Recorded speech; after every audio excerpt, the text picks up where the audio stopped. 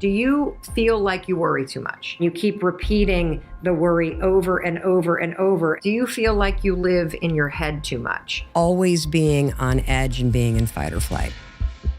Worrying and causing yourself anxiety will make the potential problem worse. Chest, sweat, stomach drop, the shutting down, the nervous belly. When we pull the triggers out of the dark, what I'm teaching you to do is to not let your mind hijack you. Your brain and your body want you to survive.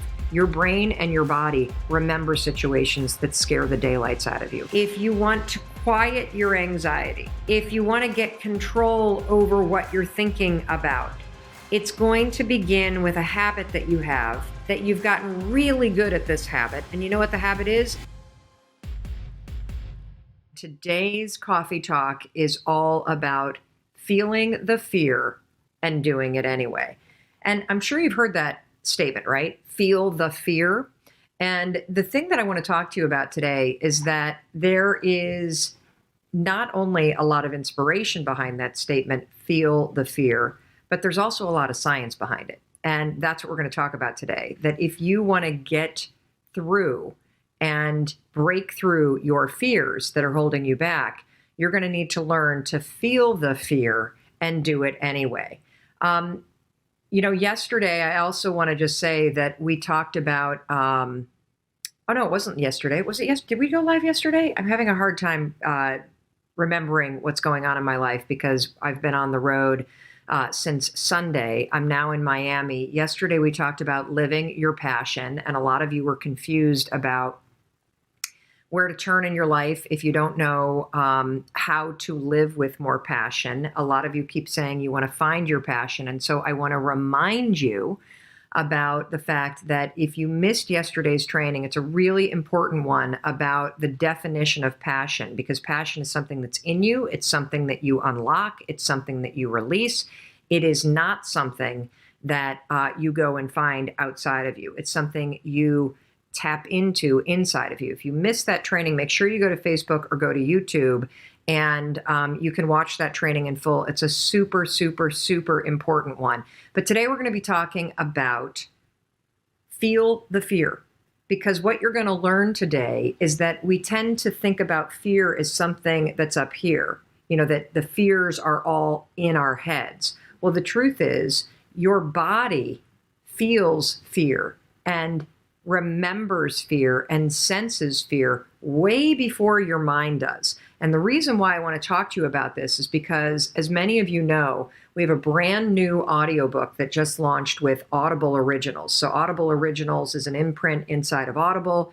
We are a major partner of Audible's, and we just released a brand new audiobook. It's their #1 new release on Audible called Take Control of Your Life: How to Silence Fear and Win the Mental Game. And there were some unbelievable things that I learned and that my team learned and that we're now sharing with you in doing that project. So Take Control of Your Life isn't your typical audiobook. It's not me just reading a book that I wrote. What Take Control of Your Life is Take Control of Your Life is a live coaching and takeaway program that's 10 hours long. And so there are 6 people that you meet when you listen to Take Control of Your Life. And they have fears, just like you have fears that are holding them back, just like you have fears that hold you back, fears that impact your life in a negative way. And we go session by session for 6 sessions. You listen to the coaching session, you hear about somebody else's fear, you hear me coaching this person live, and then I spend like 45 minutes unpacking the entire coaching session for you. And on top of it, you guys, there's a 55-page workbook that our team designed that goes along as a companion to this audiobook. And you don't even need to buy the audiobook to get the workbook or to get the takeaways, because I'm giving you the takeaways for free here on our live stream. So if you want the audiobook, just go to melrobbins.com/take control and you can download the audiobook. And what I'm going to talk to you about today is I'm going to talk to you about the session that we did with Heather in Take Control of Your Life. And it's a really incredible session because Heather is held back at work, because what happens is when she has to have a really difficult conversation, when there's something that she wants to talk to her boss about, when there's a conflict with one of her colleagues. You ever have a conflict with your colleagues at work? Ever feel like you work in a toxic work environment? Well, this is something that you need to understand. Sometimes the toxicity in your work environment is about the other people. And sometimes the toxicity in your work environment or in your life environment or your friend environment is about stored memories in your body from your childhood. I know it's crazy stuff, because the saying, feel the fear and do it anyway, it's true, because your body feels situations that set you, that put you in a state of being afraid before your mind catches up and starts thinking about what you're afraid of. And so one of the key takeaways from Take Control, and one of the things that I want to teach you today, is that if you start to tune into your body and you start to notice the signals that your body is sending to you in your day-to-day life, signals like butterflies in your stomach, signals like feeling a rush of energy up to your neck, signals like your armpits sweating, signals like your hands getting sweaty, signals that your body is stepping and noticing a situation that reminds it of your past. Learning how to read those signals that, oh my God, here goes my body. My body is starting to recognize that this is a situation that puts me on edge. Recognizing those signals first and slowing the body response down before your brain starts to go, oh my God, oh my God, oh my God, oh my God. That is a critical skill in taking control of your life. Anxiety always begins with a worry. Always. It begins with a thought that is triggered by something. So if you suffer from anxiety, you wake up in the morning and your mind spins, you lay in bed at night and your mind spins, you walk into work and you feel anxious in your body. Interestingly, another major trigger is being home or going home and that moment right before your partner walks in the door. If you feel anxious when your partner's about to walk in or you're about to walk into your own home, that is a major signal that you are in the wrong relationship, that there is something incredibly off and you either need to get into counseling, but that is one that we hear a lot about. Wow. Because you're walking into a situation that feels uncertain. Yeah. A lot of people, by the way, had parents that were abusive or parents that were yellers. So they also are experiencing ghosts from the childhood of it's 5 o'clock, dad's about to come home and pour a drink and everybody's on edge. Yeah. So write down the triggers, okay? Because having kind of the triggers ahead of time will help you come up with a plan for how you're going to catch yourself when your mind defaults to the automatic ways that it thinks. Then what I want you to write down next to the trigger is, what exactly are you worried about? So having the trigger and then what do I worry about? I worry that my boss is going to yell. I worry that my partner's going to yell. I worry that I'm going to get in trouble. I worry that, my friends are going to laugh at me. I worry that I'm going to be whatever the it may be. Then what you're going to do is you're going to write down what I call an anchor thought. An anchor thought is something that weighs you down and it makes you excited. And so here's how the strategy works with the 5-second rule. The next time you're in a situation, and let's just use the example of pulling into your own driveway or your own apartment, and maybe you've got issues with your boyfriend or girlfriend or your roommate, and that makes you unsettled.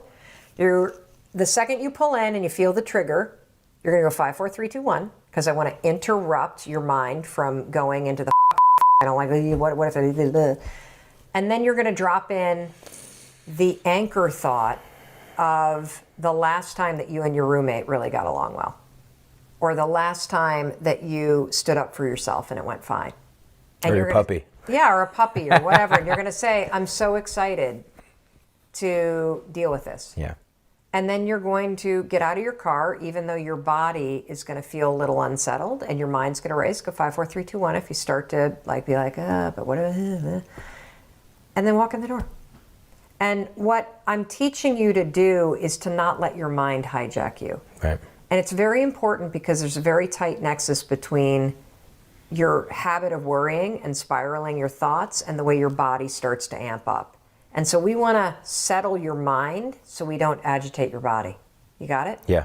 And so if you start to practice that, over and over and over and over and over and over and over again. And for you 18-year-olds that are watching this, use this with the nerves that you have about what you're going to do with your life. Use this when you catch yourself worrying about college applications, because worrying about the applications won't get them done. Worrying about what your friends are doing won't make it happen. Worrying about what you're going to be doing when you're 25 or how you're going to make money, it's not going to help you make money right now. It's only going to make you miserable. Right. So 5, 4, 3, 2, 1, cut off that habit. Yeah.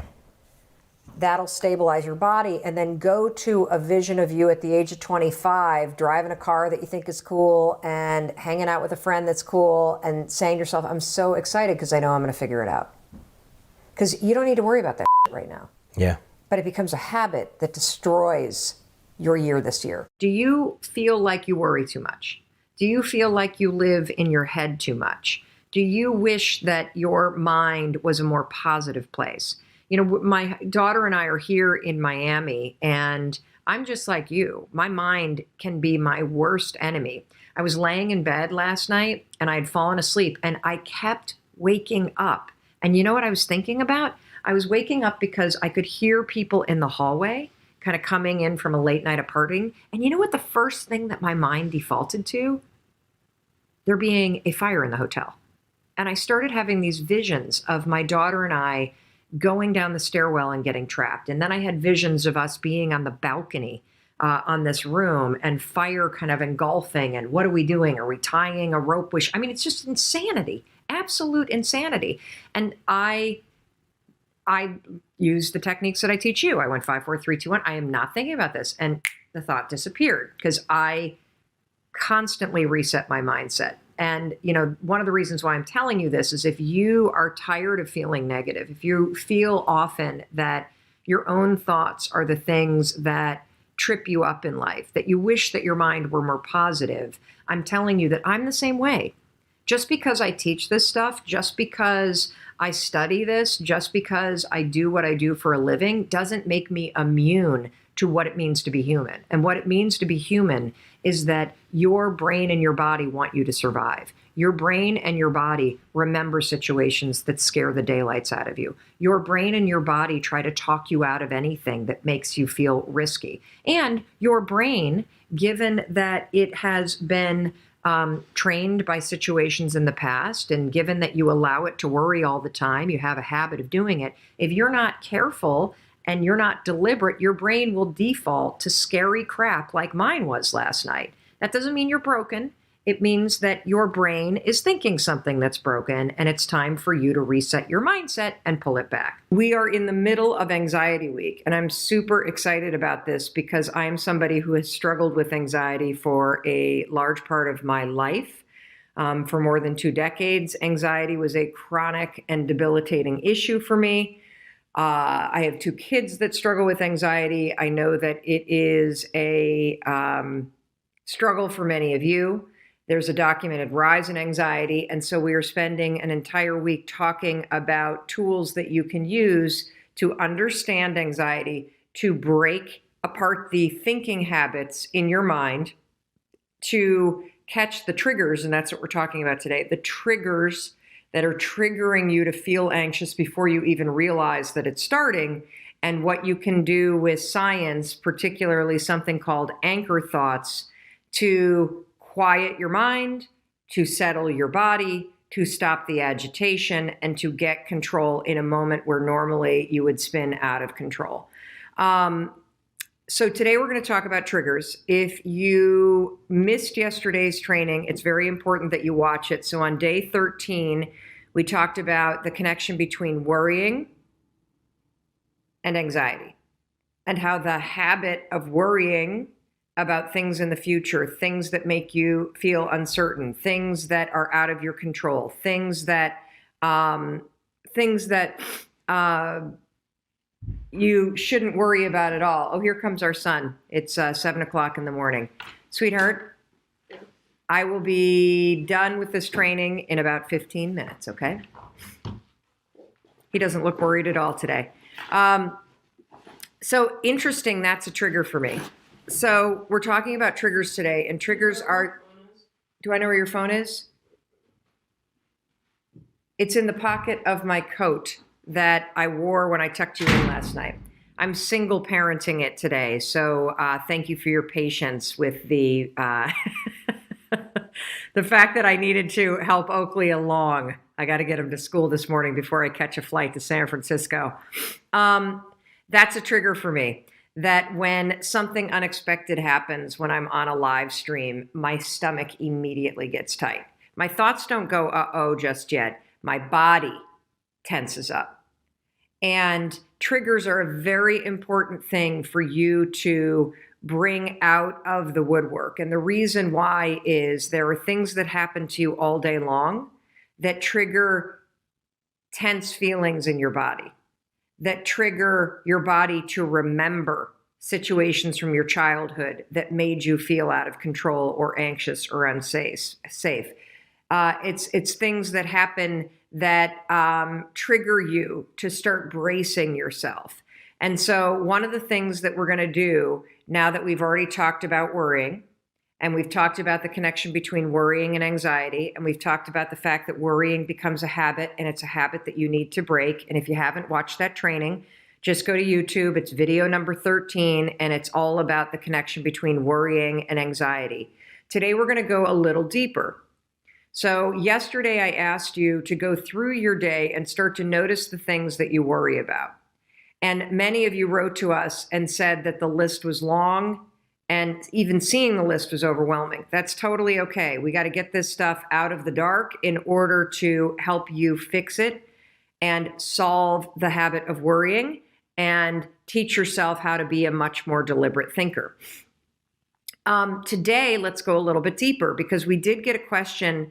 Danielle, could you put the questions in the text chain because I could not pull up the email this morning that had the production sheet. We got an email, a comment that was all about worrying yesterday, and I'm not going to remember it directly, but I can paraphrase it. Oh, here it is. Mary Carmen Gamero. That's Mary Carmen Gamero. I'm sorry, I'm so all over the place this morning. Thank you for your patience. It's a crazy morning before I have to get on a plane to San Francisco, and I'm doing this alone, and I'm a little overwhelmed because the kids are starting to get up. But I'm not going to worry about that. I'm just going to keep on going. Yes, here it is. Thank you. Martha Lester Smith. This all makes so much sense to me, but I'm struggling with catching myself in the moment and redirecting. I can often look back and see where and when my mind went to the negative, to the worry, but I don't catch myself in the moment. Any suggestions? Martha, that's not uncommon because the thought pattern of drifting to the future and starting to ruminate and worry about something that's outside of your control or that doesn't matter right now, or an issue where worrying is not going to make an impact. It's such a habit that most of us aren't even aware when our minds are doing it. So this is going to be a new skill. Have patience with yourself.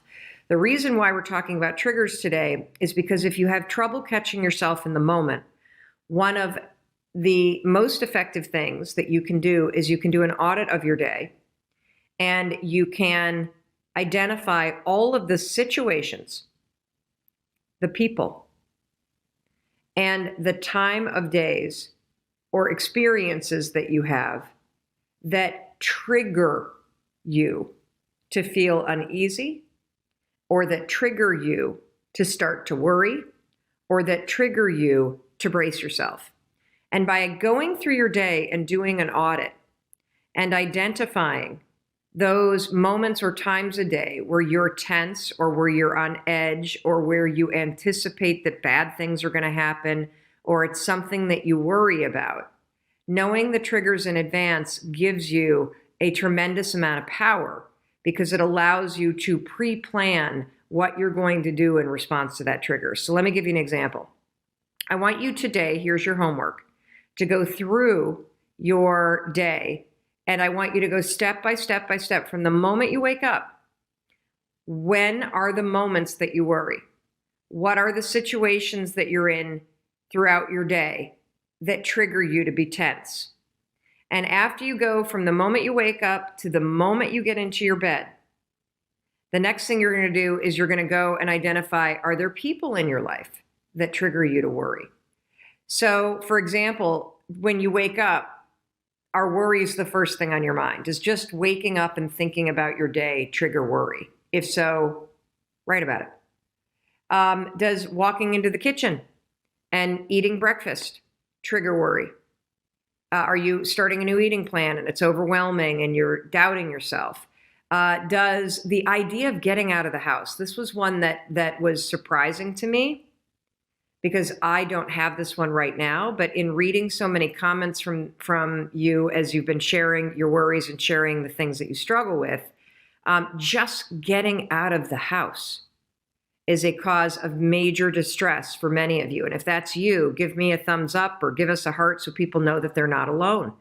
And that was me when Chris and I were facing all of the major issues that we had 10 years ago, from bankruptcy to alcoholism to fighting nonstop and just starting the day, just getting out of the house. Boy, did that make me brace myself because it made me have to face the issues that I was dealing with in my life. Does walking into work cause it for you?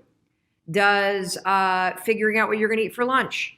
Does having to make cold calls? Does the work itself that you have to do in your job, your side hustle, your passion project, the book you need to write, does that create worry and anxiety for you? Does heading home from work create? Does being in the school pickup line and being worried about what your kid, like there are so many moments in your day. A humongous trigger for people is 5 o'clock at night. 5 o'clock at night when the lights start to get dark, major trigger. And the reason why is many of you grew up in households where there was abuse, you witnessed abuse, you had a parent that was an alcoholic, you had all kinds of tension in your house. And at 5 o'clock, what happens is the light starts to change and people start to come home. People start to drink. And that can be a major, major trigger for people. Major, because your body remembers what it was like to be a kid in a household when an alcoholic parent came home. And so your nervous system, believe it or not, is triggered by the time of day and the light changing and the fact that maybe you're with somebody or you live with somebody that comes home and has a drink. And that gets your mind to go. And so today, all I want you to do is I want you to identify the triggers. And here's why. When we pull the triggers out of the dark, we can teach you how to put a plan in place to respond to them so that you're not triggered and going into autopilot and starting to worry and feel anxious and having no control or idea why. Okay? And we got to break these all apart. What is one thing that you know that you need to do that when you think about doing it, and a lot of times it's a conversation, when you think about doing it, you get a pit in your stomach. I want you to write in the comments, what is that thing that you are afraid to do? You know you should do it. It's probably a conversation. And, oh, here we go. My 29-year-old son came home. He's living with us temporarily. He's bringing women home late night from the bars. He's a lot like his father, so very confrontational. Having that conversation gives you a pit. Starting writing my book, having a conversation with my coach, leaving my home, driving, asking for my raise that I'm worth, quitting my job, calling that prospect in my business, paying my taxes, paying my bills, working out in front of other people, doing a presentation. These are all driving to another state in busy traffic, reaching out to new clients. Excellent. Opening up a business. So as you think about this thing that you want, what immediately happens is you feel a pit in your stomach. That's what happens before your mind even goes, oh, I'm scared to call prospects. Oh, I'm scared to leave a secure job. Oh, I'm scared to write this new script. Oh, I'm scared to lose weight. I'm scared to address the issues in my marriage. I'm scared to talk to my husband about money. I'm scared to stand up for myself. I'm scared to act as I feel I should because I'm scared about the negative consequences. Your brain doesn't even process it yet. What happens is you have an idea about this thing that you know you need to do, and you immediately feel a pit in your stomach, or you feel your chest tighten, or you feel energy rise up into your neck, right?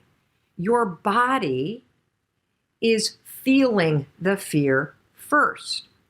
And believe it or not, part of the self-awareness and self-mastery and the ability to move your life forward is not only in 5, 4, 3, 2, 1, finding the instant motivation and courage to push yourself forward, but the true liberation and freedom is going to come when you start to understand the body signals that got programmed a long time ago in your body that are holding you back, and learning how in those moments when you get a pit in your stomach to recognize it and slow the body sensations down and then move forward before your mind starts talking you out of it. So a lot of what happens for us is you had situations when you were a kid, maybe your mom or your dad were really intense. Maybe you grew up in a very competitive household.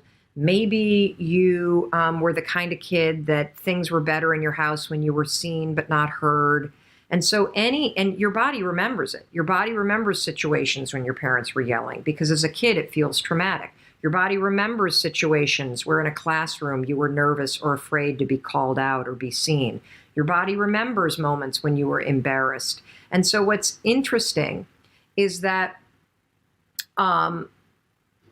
your body will now face any situation where you're about to be seen, or you're about to speak up, or you're about to do something where you're facing uncertainty, or you're about to face judgment.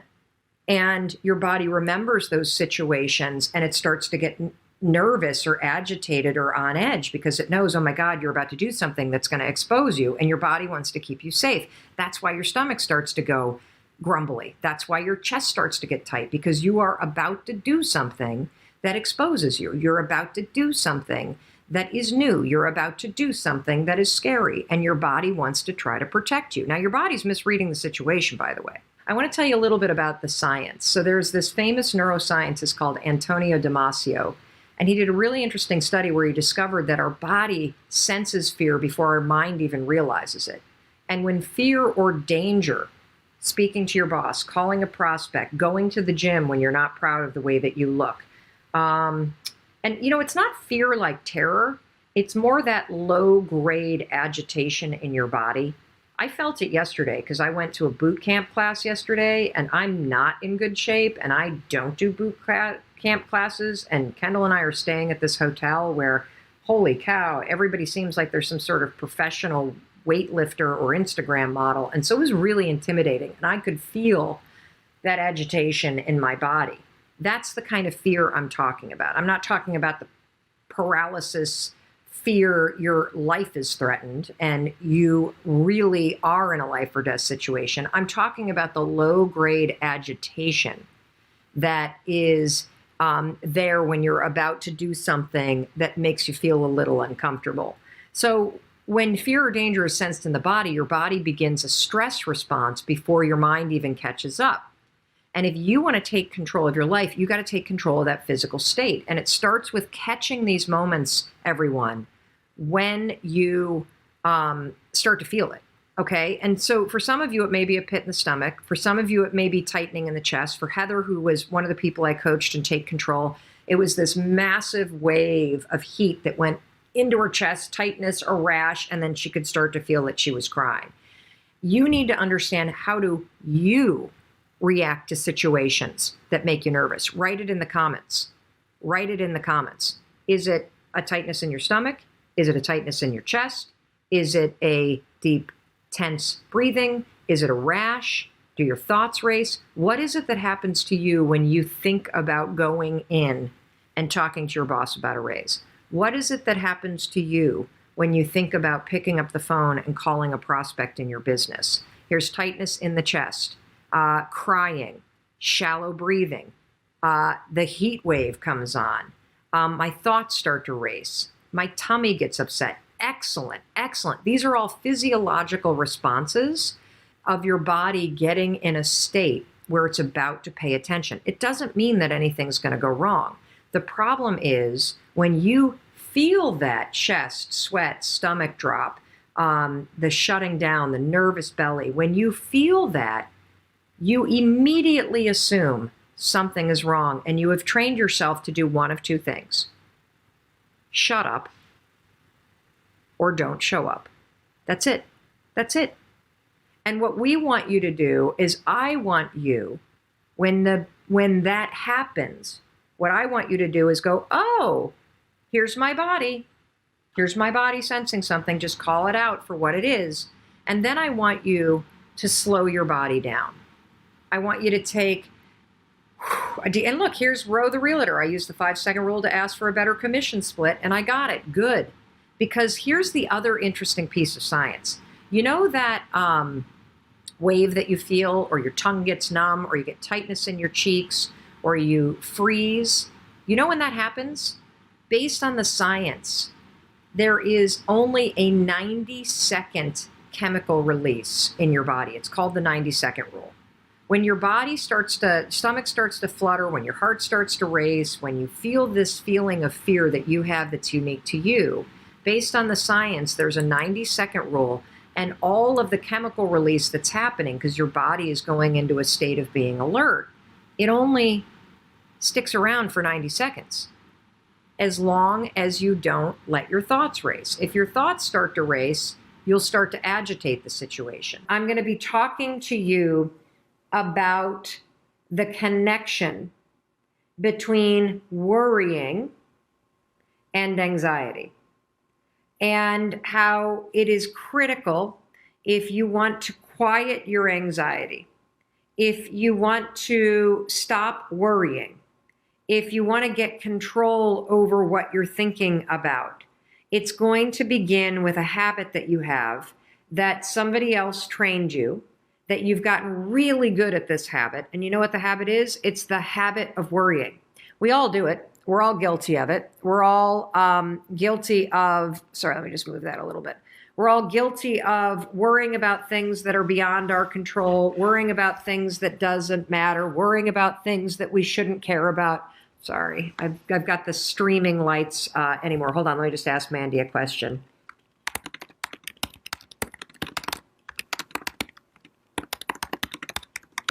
Worrying about all kinds of things that you shouldn't worry about. And it becomes a habit. It becomes a default way of thinking. And so in order to kick off Anxiety Week, I want to explain the connection between worrying and why that impacts anxiety. And now, since we're talking about anxiety, I have to be very clear about something, okay? I am not a therapist. I am an individual who struggled personally with anxiety for more than 2 decades. I took Zoloft, which was a lifesaver, and I strongly believe in trying medication when a professional believes that you are so in a hole mentally that medication will give you the ability to start to claw your way out of that hole. I have learned so much about anxiety because of my own struggles. And 5 years ago, I trained myself to be a deliberate thinker, just like I'm training you to be a deliberate thinker in this program. And through everything that I am about to teach you, and all of the strategies that you're about to learn, I learned all of these by researching anxiety. And I road tested them on myself while I was still in therapy. And I then started going off of my medication. And as my mindset reset and as my thinking patterns became more positive and stronger and healthier, I was able to completely cure myself of anxiety. And I say that with the utmost of relief and confidence. And I have also gone on to use these exact same techniques that I'm going to teach you to help my children deal with their anxieties. I've written extensively about anxiety in the 5-second rule book, which is right behind me. We've sold almost 1 million copies of that book. It is the #1 self-published audiobook in the history of Audible. I'm so proud of it. And I speak at length about anxiety and using the 5-second rule to cure yourself of anxiety, okay? But I need to make it very clear that these training sessions are in no way a substitute for getting professional help. If you have the kind of clinical anxiety or you suffer from an anxiety disorder, it is paramount that you seek professional help from a therapist one-on-one, that you try remarkable therapies. I'm going to say it wrong, but it's EDRM or ERDM, which is the rapid eye movement therapy, incredibly helpful. And so don't be a hero. Don't go off your meds cold. Don't quit therapy because you think that this live training program is the answer. This live training program is a step. And this live training program for the next week in particular, while we talk about anxiety, you're going to be introduced to tools that are grounded in research and tools that have worked for millions of people and tools that you can take back to your therapist or take back to whatever counseling you get to help you become a deliberate thinker, which will help you quiet your anxiety, get control of it, and then ultimately cure it with the help of a professional if you have an anxiety disorder. So that said, please, please, please listen to everything that I'm about to tell you and try it, okay? Please try it because this stuff works if you practice it. And again, quieting anxiety, it's not an event. It's not a one and done. This is a process that you are going to repeat over and over and over again because the connection between anxiety and your mindset begins with your habit of worrying. We have a question from Twitter. Is worrying the same as overthinking? If you're overthinking about positive stuff and keeping yourself in an excited state, no, it's not. If you're overthinking and the overthinking is you spinning scenarios in your mind that are negative, yes. Overthinking is another word when it's negative for worrying on overdrive. It means that you worry in loops. And you keep repeating the worry over and over and over as if you were washing the same load of laundry over and over and over again. And so we're starting with the habit of worrying about things that don't matter, worrying about things that you can't control, worrying about things that haven't happened yet, worrying about things that are far off in the future. When you start to train yourself to think about things that are not in your control, or think about things that are statistically likely never to happen, that is when you can get into trouble. And that's why we're going to start with worrying. You see, worrying is when you allow your mind to default on autopilot and think about things that don't serve you. Think about things that are outside of your control. I'm going to give you an example that's very recent in my life. So I don't know, there were a bunch of you that noticed in the live streams that were on January 6th and January 7th, and I think January 5th. Many of you noticed that I had a lot of discoloration on my neck and I had what appeared to be a lump. And my own dermatologist pointed it out to me that I had a lump that was kind of like right here. Now, the second that somebody says lump, what are your thoughts default to automatically? The second somebody says you got a lump on your neck, cancer, of course. I've got some sort of disease that's going to kill me. And so what do I do when my thoughts go there? Well, then I start touching it and I start poking at it and I start pinching at it. And then I start asking everybody, do you see this lump on my neck? And asking people if they see a lump, that's a proactive action. That's a good idea. But the bad thing to do is to let your thoughts then default to thinking that you have cancer, to thinking that there's something wrong, to thinking that you're going to die, to thinking that this is going to be a major problem, to thinking that there's an emergency right now. And the problem with allowing your thoughts to go that way is because when you start to think about things, first of all, it's outside of my control if this is cancer or not. It's outside of my control right now if this is going to kill me. It's outside of my control right now whether or not a week from now when I go see my doctor, they're going to diagnose what is in my neck. Full disclosure, I saw my doctor. There's nothing wrong with me, okay? So If you allow your thoughts to constantly drift to the worst case scenario, what's going to happen as your thoughts spiral is your body is going to pick up on the fact that your thoughts are negative. Your body's going to pick up on the fact that your brain is worried. And what's going to happen if you allow your thoughts to spiral the way that mine started to about this silly little lump on my neck is that you will start to trigger agitation in your body. So when you start thinking negative things up here, you're going to start feeling negative things in here. You might feel a pit in your stomach. You might actually start to sweat. Your heart might start to race. Your throat might get tight. Your hands might get clammy. These are all telltale signs that you have now crossed from simply worrying in your mind to feeling physical agitation, which is anxiety.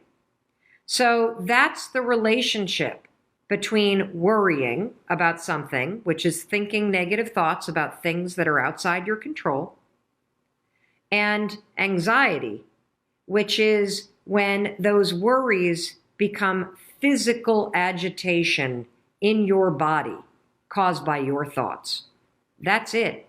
And so it's critical for you, if you have anxiety, if your kids have anxiety, if you're a chronic worrier, if you lay awake at night thinking about all these things that you need to do, we're going to go through all of this and all kinds of things that you can do to start to address this. It is critical that you understand that there is a connection between the day-to-day anxiety that many of you feel. We're not talking about anxiety disorders here.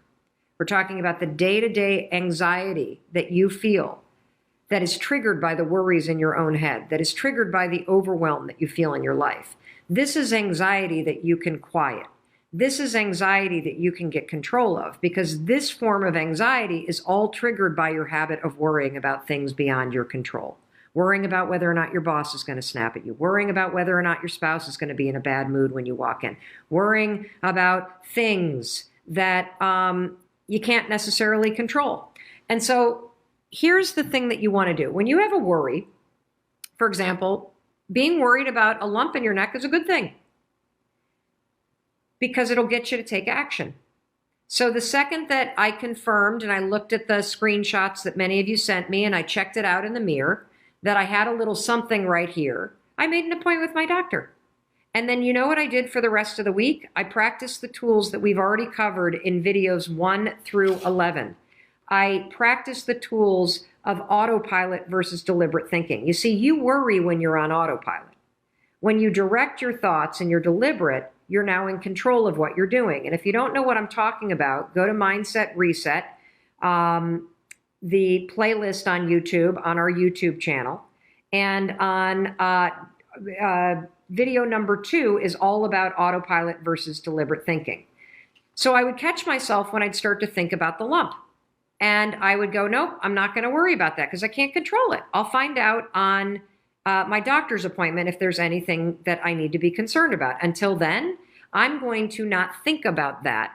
I'm going to think about this. And so day 4, when we talked about thinking this and not that, so this is video number 4, I used those tools all this week, everybody, in order to make sure that I didn't allow my habit of worrying about some lump on my neck turn into anxiety that I started to feel in my body. Does this make sense? Give me a thumbs up if this is making sense. And by directing my thoughts, so whenever I'd start to think, oh, there's that lump, and I'd start to touch it again, which of course makes it bigger, I would go, wait a minute, hold on, nope, I'm not going to think about this. I'm not going to worry about this. I'm going to be deliberate, and I'm going to think that I'm okay. And I started to train myself to go, I'm not going to worry about it until I have something to worry about. I'm going to make a doctor's appointment, and I will worry about it when there's something to worry about it. But for now, I'm just going to assume that it's totally fine, that there's nothing there, that maybe it's an insect bite or something like that that's gotten inflamed, and that's that. And you know what? It works. It works. And let's say that when I went to my doctor's appointment on Thursday, I got a bad diagnosis. Well, guess what? Then there are decisions to make. Then there are things to be concerned about. I still am going to have to manage my worries, because if I start to allow myself to get anxious about a negative situation, I'm going to make it worse for myself. Okay? Your anxiety and your worrying doesn't change the things you need to do to address any problem in your life or potential problem. But worrying and causing yourself anxiety will make the potential problem worse, because you are going to make yourself feel worse. So it all begins with you and being deliberate about what you will allow yourself to think about and what you will not allow yourself to think about. When I say you can cure yourself of anxiety, I don't say that lightly.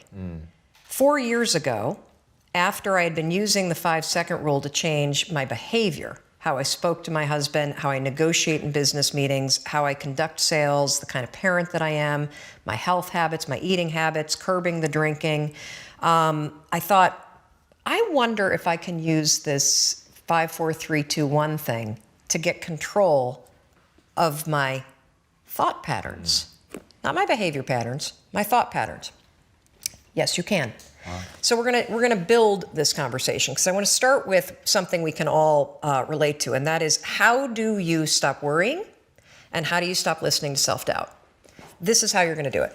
So all day long, you're going to have moments where your thoughts drift, and I use that word on purpose, because for me, there is a physical sensation when you start to use the 5-second rule and you start to wake up. Not only on time in the morning, but you wake up to your life and the opportunities in your life. Your thoughts drift. Like, you'll just be hanging out with your friends, and then suddenly you're like, I'm not sure that person likes me anymore. I haven't heard from my kids lately. I wonder if they're dead, or, as a check, like, you just start worrying about stuff. Why? Because it's a habit. Because when you're not paying attention, your brain shifts from you being a decision maker and paying attention to you just kind of spinning things on autopilot, and one of your habits is worrying. The second you wake up and you notice, holy cow, I'm talking some negative garbage to myself right now. 5, 4, 3, 2, 1. You've just shifted the part of the brain that you're using. You've shifted from the basal ganglia, which is where your habit loops are spinning, and you've awakened your prefrontal cortex. You've also interrupted that pattern. Now what you're going to do, because your mind is actually ready to receive a different thought because of the counting, now you can put in an anchor thought. Like, if you have a mantra, if you've got a vision about the way that your business is going to turn out in 5 years, if you just have a thought that makes you really happy and proud, insert that. Now, why does this work? It works because of the counting. And I'm not kidding. We know, based on research, that positive thinking alone, not effective. In some instances, trying to force yourself to think positive can actually make the worries worse. Why? Well, the reason why is because it's really hard to just change the channel. What we have to do first is basically interrupt it and turn off the TV, and then turn it back on with the prefrontal cortex awakened. So the counting is essential. And so you can start using this today. You catch yourself talking garbage to yourself, because we all know if I were to put a speaker on your head and broadcast, you would be sitting here in the audience, you'd be in an insane asylum, because the crap that you say to yourself is insane. And the problem is we listen to it. You'll be in a sales meeting and you'll be undermining yourself. They're not going to buy. Oh my gosh, I'm in trouble. You're not even present.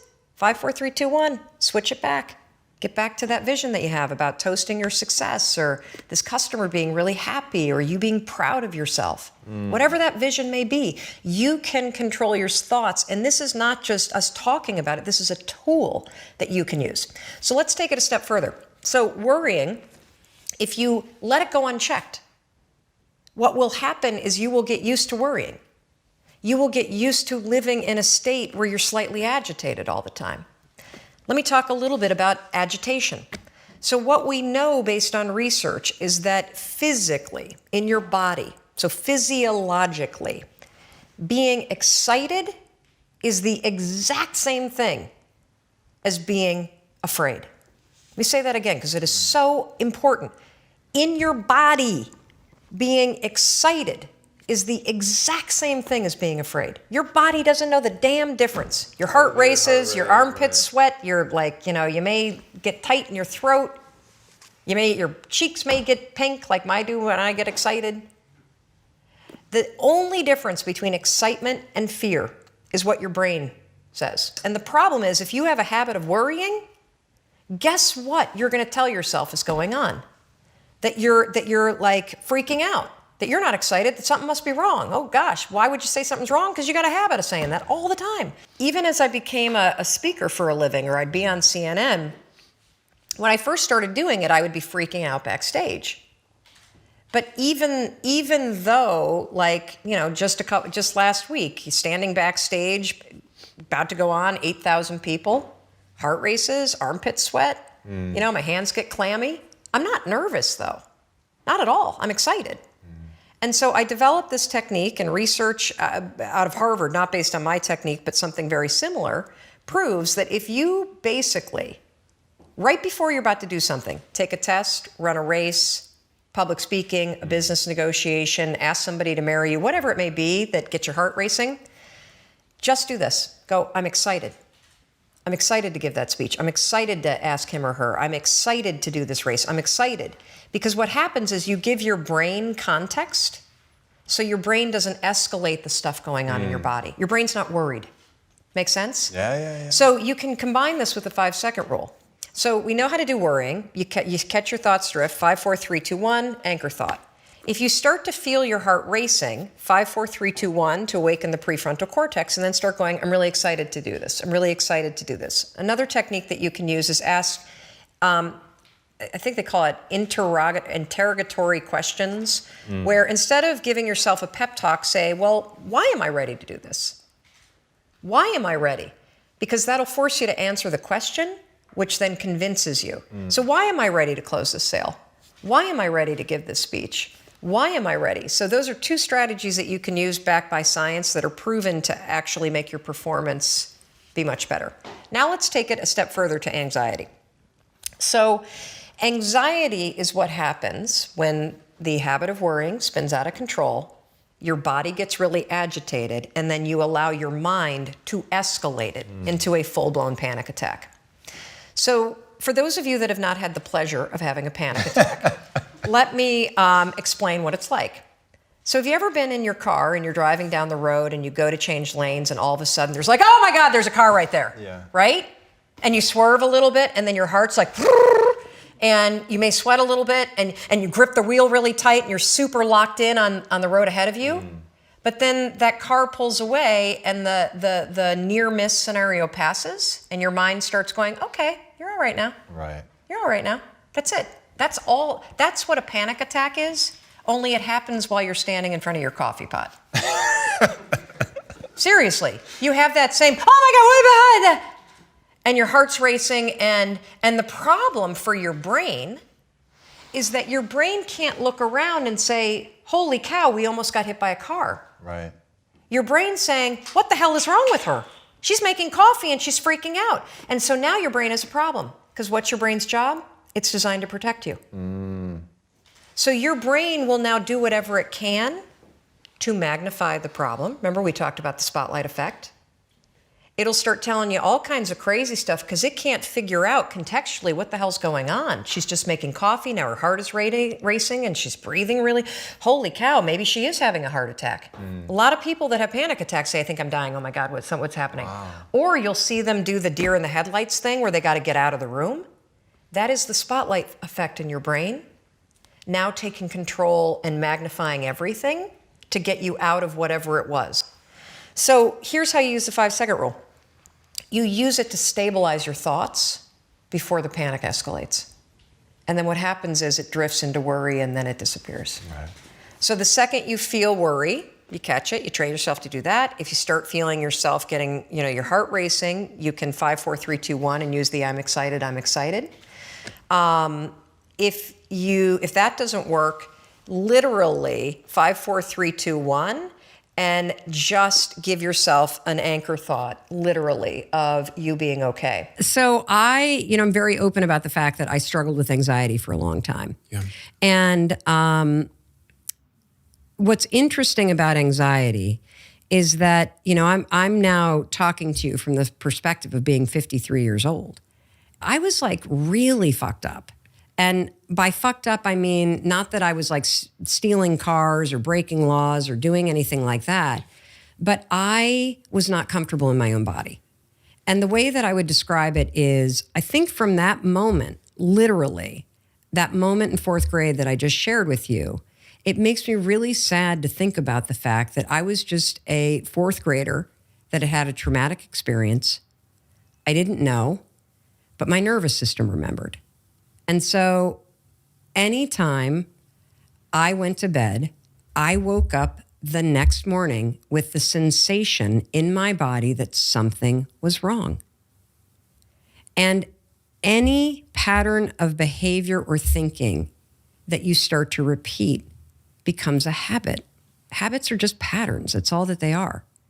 And so I had a life experience because of one incident where I would wake up every single morning and feel like something was wrong and I couldn't put my finger on it. And the more that you wake up and think something's wrong, the more your brain is going to find reasons why something might be wrong. And so I developed this sort of chronic state of feeling on alert, feeling this sense that I got to be aware. Fight or flight. Yes, yes. My, in clinical terms, my sympathetic nervous system got switched on and I had no idea how to turn it off. And if you don't know how to calm your nervous system down, to flip off the sympathetic nervous system and flip on the parasympathetic nervous system, which is your calm, grounded, resting nervous system, you will forever struggle with focus, with being present, with the ability to think clearly and make good decisions. You will constantly talk about the fact that you feel anxious, and that comes from your nervous system always being on edge and being in fight or flight. I didn't know any of this. I was just a nervous kid with a nervous stomach. Every camp that I went to, I got sent home because I was too homesick. Oh, yeah. I mean, you know how homesick you have to be for trained counselors to actually call your parents and go, we got a problem here. She can't stay here. Like, she is out of her mind. When you say out of your mind, what are the physical symptoms or verbal symptoms of that? Oh, my gosh. Complete disassociation. So I would be at camp, like literally sixth grade camp. So at the end of sixth grade year, and I feel bad for little Mel Robbins. I feel bad for her because, here's this experience, sixth grade camp, where the entire school for 4 nights goes away to a camp, just the sixth grade. It's supposed to be the culmination of your sixth grade year. And I am so freaked out that something bad is going to happen, that I, of course, escalate things in my own mind. I don't even feel like I'm at camp. I feel like I'm walking on a movie set. I don't feel like I'm on Earth. I feel like I'm on a spaceship somewhere looking down all the time. I feel like I might throw up because my stomach is rattled, because when you're anxious and you can't focus your thoughts, you tend to not eat. And so that, of course, upsets your stomach. It's not that something bad's going to happen. It's that you're screwing up the chemistry in your stomach by not eating because you're so nervous, which only makes it worse.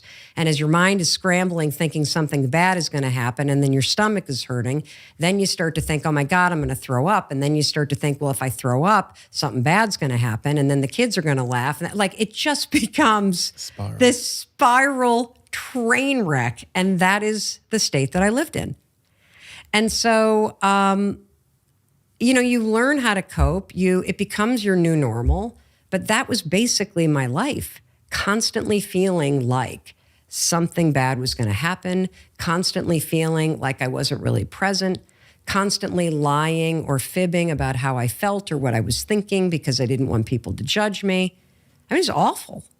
And then you come through college and you've got to make that choice in life as to which direction you're going to go in. It seems quite... Choice. I love the choice, yeah. Yeah, well, it is. Well, how would you define it? Panic. Panic, yeah. Yeah, because I didn't know what I wanted to do. Yeah. Because I had only ever lived in survival mode. So did you not take a pause to decide to sort of listen Take a pause. who you were and what your calling was? And Take a pause. When you have anxiety, your whole mode of living is, if I'm on the move, no one can catch me. If I am on the run, I'm safe. And so what's interesting is that I think the only time in my life that I have actually slowed down was during the pandemic. Does that sound familiar? Yeah, of course. Yeah. You had no choice. Yeah.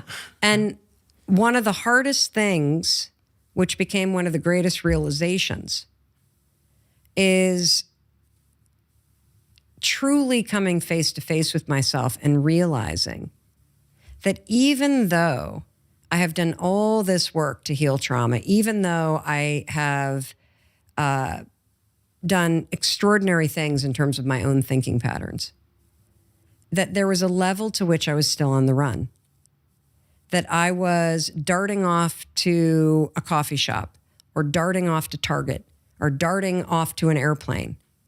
And all of this racing around kept me from having to truly stop and stand with the woman in the mirror and just be still and figure out, well, what do I really want? How do I really want to feel? Hey, it's Mel. Thank you so much for being here. If you enjoyed that video, by God, please subscribe because I don't want you to miss a thing. Thank you so much for being here. We've got so much amazing stuff coming. Thank you so much for sending this stuff to your friends and your family. I love you. We create these videos for you. So make sure you subscribe. Mwah.